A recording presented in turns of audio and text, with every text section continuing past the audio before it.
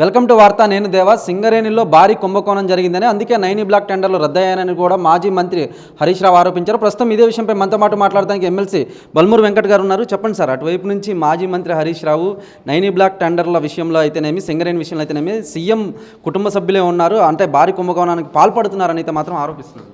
భారీ కుంభకోణానికి మేము పాల్పడుతున్నామని చెప్పడం కాదు, అడ్డగోలుగా భారీ కుంభకోణాలు చేసారు వాళ్ళు అని చెప్పి స్వయం కవిత గారు బయటకు వచ్చి మాట్లాడారు. ముందు దానిపైన నిజంగా చిత్తశుద్ధి ఉంటే దానిపైన బాధ్యతతోటి సమాధానం చెప్పాల్సిన ఒక నైతిక ఏదైతే సంబంధించి ఆ నైతిక విలువలు లేకుండా కనీసం చెప్పాలి ఈ విషయాలపైన మాట్లాడాలని ఆలోచన లేకుండా హరీష్ రావు గారు ముఖం చాటేశారు. ఇవాళ జరగని దాన్ని జరిగినట్టు ఏదైతే మీడియాలో వచ్చిన ఒక కథనాన్ని పట్టుకొని వచ్చి జరిగిందని చెప్పి ప్రచారం చేసి బురద చల్లే ప్రయత్నం చేస్తారు. నిజంగా ఆయన దగ్గర ఆధారాలు ఉంటే దానికి బాధ్యతతోటి సమాధానం చెప్పడానికి మా నాయకులు సిద్ధంగా ఉన్నారు. అండ్ ఎవరిపైన అయితే ఆరోపణలు వచ్చినాయో స్వయాన కుర్చీలో ఉన్న డిప్యూటీ సీఎం గారే ప్రెస్ మీట్ పెట్టి వారు క్లారిఫికేషన్ ఇచ్చారు. ఇచ్చినాక కూడా ఉద్దేశపూర్వకంగా వాళ్ళ రాజకీయ లబ్ధి కోసం తనపైన వస్తున్న ఆరోపణలని డైవర్ట్ చేయడానికి హరీష్ రావు గారి ఒక పిచ్చి పిచ్చి చర్యలకు పాల్పడుతారు. అండ్ హరీష్ రావు గారు ఆ ఇంటిగ్రిటీ కూడా ఈరోజు హరీష్ రావు గారికి లేని పరిస్థితి ఏర్పడ్డది. ఇప్పటికన్నా హరీష్ రావు గారి ఇటువంటి ఒక చర్యల్ని ఆపకపోతే రానున్న ఎలక్షన్స్లో హరీష్ రావు గారు కనీసం ఎమ్మెల్యేకి కూడా గెలిచే పరిస్థితి ఉండదు.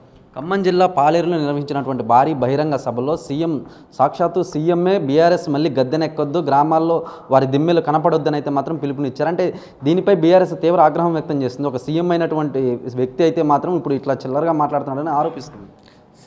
చిల్లరగా మాట్లాడేది ఎవరో, చిల్లర చేష్టలు చేసేది ఎవరో యావత్ తెలంగాణ సమాజం గమనిస్తుంది.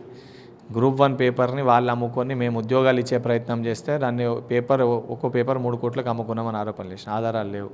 హెచ్యూ భూముల విషయాలు ఆరోపణలు చేశారు, ఆధారాలు లేవు. మొన్న ఏదైతే సంబంధించి ఉర్దూ యూనివర్సిటీ విషయంలో ఆరోపణలు చేశారు, ఆధారాలు లేవు. నిన్న కూడా ఏదైతే నిరుద్యోగులను పట్టించుకుంటలేమని చెప్పి రెచ్చగొట్టే ప్రయత్నం చేశారు, దానికి ఆధారాలు లేవు. మేము ప్రతి అంశం పైన కూడా తెలంగాణ రాష్ట్ర అభివృద్ధి కోసం, ప్రజల బాగు కోసం మేము కృషి చేస్తుంటే అడ్డగోలుగా ఇష్టం వచ్చినట్టు ఆరోపణలు చేసి బురద చల్లే ప్రయత్నము ప్రతిపక్ష పార్టీగా వాళ్ళు చేస్తారు.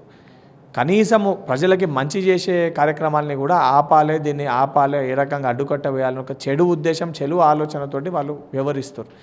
స్వయాన కేసీఆర్ గారే అంగీకరించారు మేము చేసేది కరెక్ట్ అని చెప్పి. అవన్నీ నమ్మే కాబట్టి ఏం మాట్లాడాలి అర్థం కాక పోయి ఫార్మ్ హౌస్లో రూమ్లో పండుకుంటారు. వీళ్ళు సిగ్గు లేకుండా ఆ కుర్చీ కోసం పోటీ పడి వాళ్ళపైన వస్తున్న ఆరోపణలకు సమాధానం చెప్పకుండా మా పైన బురద చల్లే ప్రయత్నం చేస్తారు. అండ్ రేవంత్ రెడ్డి గారు మాట్లాడింది కూడా వారి యొక్క అహంకారాన్ని, దిమ్మల్ని కూలగొట్టండి అంటే వారి యొక్క అహంకారాన్ని కూలగొట్టండి అని చెప్పి వారు ఉద్దేశించి మాట్లాడారు. వ్యక్తిగతంగా ఆ రకంగా మాట్లాడిన మాటని వారు వ్యక్తిగతంగా ఆ రకంగా తీసుకుంటే దానికి ఎవరేం చేయలేరు. అది కూడా ఎందుకు వ్యక్తిగతంగా ఆ రకంగా తీసుకుంటే కింద లెవెల్లో టీఆర్ఎస్ కార్యకర్తలు, కాంగ్రెస్ కార్యకర్తలు, టీడీపీ కార్యకర్తలు కొట్లాడుకుంటే మళ్ళీ కొట్లాడుకునే దాంట్లో ఈ దిక్కుమాలలో రాజకీయం లబ్ధి పొందుదామనే ఉద్దేశంతో వాళ్ళు ఇటువంటి విషయాల్ని ప్రచారం చేస్తారు.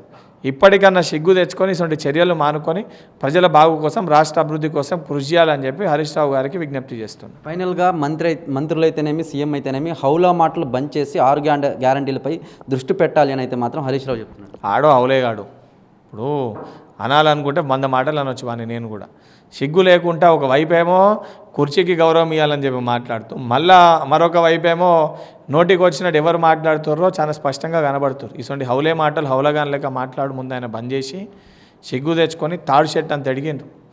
ఇన్నిసార్లు ఎమ్మెల్యేకి గెలిచిండు. కనీసము ఏ రకంగా ప్రవర్తించాలి అనే ఒక విలువలతో కూడిన రాజకీయాలు చేయాలి. ఇటువంటి దుఃఖమైన రాజకీయాలు చేసే ప్రయత్నం చేస్తే ప్రజలు రేపొద్దున మట్టి కొట్టుపోయే పరిస్థితి ఏర్పడుతుందని చెప్పి హరీష్ రావు గారు చెప్పదలుచుకోవాలి. చూశారు కదా, ఎమ్మెల్యేగా పనిచేసినటువంటి హరీష్ రావు ఇలాంటి మాటలు మానుకోవాలని అయితే మాత్రం ఎమ్మెల్సీ బల్మూరు వెంకట్ చెప్పుకొచ్చారు. దండాస్త దేవ వార్త, హైదరాబాద్.